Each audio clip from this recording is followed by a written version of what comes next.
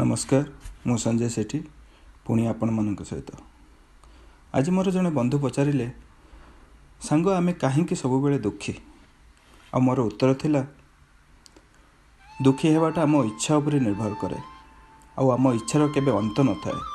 गोटाए इच्छा पूरण हेले आउ गोटे इच्छा मनरे उंकी मारे। सबु जिनिसर व्यस्त होवाटा आमर गोटाए अभ्यास हो गलानी। आमे जदि सब बेले व्यस्त हेबा से सब मनरे बहुत आघात करिवो। जदि आमे आम असुविधा पई किछि करि परिबा ताहले व्यस्त हेबा उचित नुह। आ जदि आमे किछि न करि परिबा ताहले व्यस्त होई कि लाभबा कोन। किछि जिनिस आमे समय और भगवान को ऊपर छाड़ी देबा बोली मु उचित मने करे।